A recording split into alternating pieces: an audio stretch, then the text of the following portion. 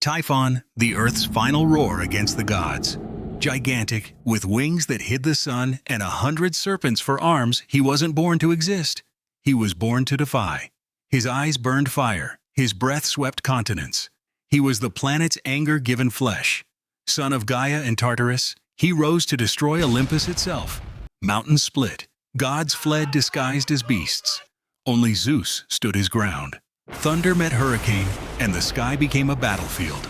Lightning tore clouds, seas boiled, and even the stars trembled. The fight ended under Mount Etna, where Typhon was buried alive. Every eruption is said to be his breath escaping, the thunder his eternal reply. No victory is ever complete. For as long as the earth exists, something of Typhon stirs beneath the feet of those who dare to rule the sky. Echidna, half woman, half serpent, and entirely mother of the impossible. Deep within the earth, among humid stones and ancient vapors, she birthed nightmares into Greek imagination.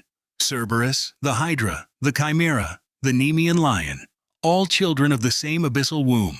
No god dared to look into the cavern where terror was born as part of nature's cycle. Echidna was not driven by evil, but by balance. Each of her monsters served as a trial, a reminder that glory demands struggle. She was the hidden hand that kept myth alive. Without her, there would be no heroes, no courage, no tragedy. While Typhon roared to the heavens, Echidna whispered to the earth, and her whisper said, "Greatness always needs monsters to prove itself. Even shadows have their purpose in the world's design, and sometimes it's in the womb of darkness that light is born." Cerberus, the three-headed hound who kept the dead from leaving. Born of Akidna and Typhon, he was more than a beast. He was a living border between the world of men and the realm of shadows. Each head saw a different time, past, present, and future, sniffing out any soul that dared to flee fate. His growl could shatter sanity, yet his loyalty was absolute. He guarded Hades not out of cruelty, but out of duty. Even the underworld, after all, needed order. Heracles faced him in his final labor. Not to kill, but to conquer. He brought Cerberus to the surface and then returned him, because some creatures belong to what is unseen. To remove them would unravel the balance itself. Cerberus is not the beast that prevents escape from death. He's the guardian who stops chaos from devouring life. The Hydra of Lerna, the serpent of many heads that refused to die. It rose from the swamp like a living curse, and every time one head was cut, two more grew in its place. The perfect image of evil multiplied by our own resistance to it.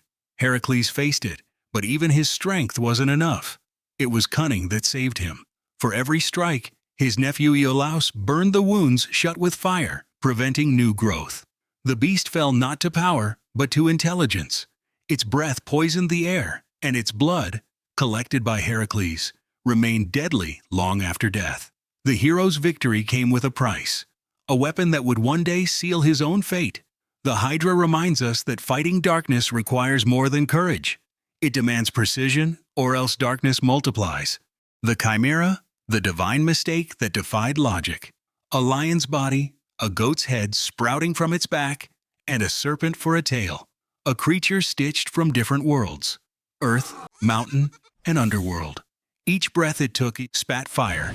Each roar shook the ground, like Tartarus itself was answering. Born of Echidna, it was more than a monster. It was an idea. Proof that nature could blend nightmares from familiar shapes. The Chimera didn't hunt for hunger, but for dominance, burning entire lands as a symbol of power that needed no reason. Bellerophon, riding Pegasus, struck from above. A lead-tipped spear melted in its throat, turning the monster's own flame against it. Fire devoured fire. Irony or destiny? The Greeks never decided. The Chimera burned until the end, and ever since, her name became a synonym for what the mind dreams but reality denies. The Sphinx, a riddle with claws. Half woman, half lion. She didn't kill from instinct but from curiosity. She waited by the road to Thebes, asking her fatal question. What creature walks on 4 legs in the morning, 2 at noon, and 3 in the evening? Those who failed died, and almost all did. Her terror was not in her teeth, but in the silence she forced. She didn't seek blood. She sought understanding. She was knowledge with a price. Only Oedipus answered correctly, and in solving the riddle destroyed the monster and himself. For the Greeks, she symbolized the mind devouring itself in search of truth. Oedipus's triumph was not victory. It was doom. Curious, isn't it? Some questions only free us by killing the one who asks. The Minotaur, the forbidden son of a queen and a disguised god. Born of punishment and madness, his existence was divine irony. Half man, half bull, trapped in the labyrinth built by Daedalus, doomed to wander forever, hungry and alone. Every 9 years, 7 youths and 7 maidens were sent inside as sacrifice. Their cries echoed through endless corridors until Theseus came. A hero armed not with power, but with a thread. He followed it out after slaying the beast, proving that intellect can defeat even destiny.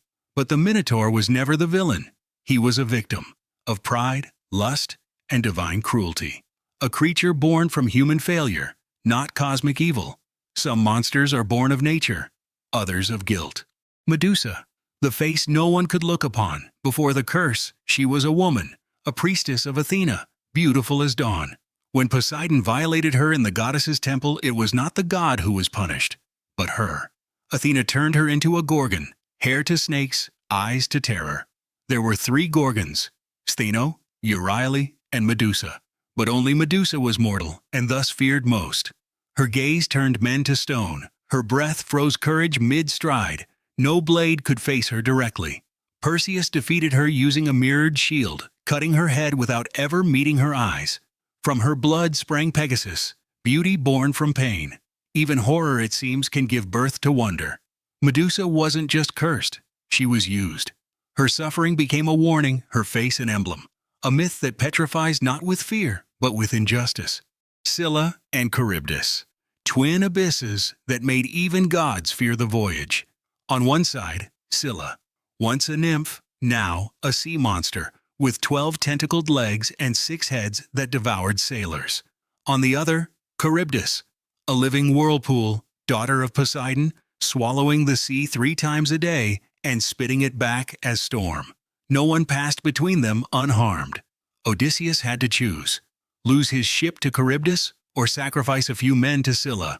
He chose the lesser horror, proving that sometimes survival is just measured in how much you're willing to lose. To the Greeks, they were symbols of existence itself, that fragile balance between sudden destruction and slow decay. The danger was never only in the depths, but in choosing what to save.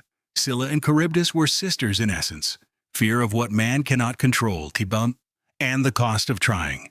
Orthus and Ladon, the forgotten sentinels. Orthus, the 2-headed hound of Geryon. Ladon, the 100-headed dragon, guarding the golden apples of the Hesperides. Not destroyers, but protectors. Creatures bound to guard what was sacred, trapped between duty and solitude. Orthus fell under Heracles' blade, without song or glory. Ladon was slain by poisoned arrows, his body turned into a constellation, a symbol of eternal vigilance. Even in death, he kept his watch. These lesser monsters, silent bones beneath the myth, carried its weight. Without them, heroes would have no path to walk, no fears to conquer. Monsters fade, but humanity's need to create them never does. See in the next video, the birth of a black hole. Everything begins with a star, one far greater than our sun, burning its fuel with fury. For millions of years, it balances 2 forces: the outward push of nuclear fusion and the inward pull of gravity. But that balance is temporary. When the fuel runs out, gravity wins. The star collapses in on itself.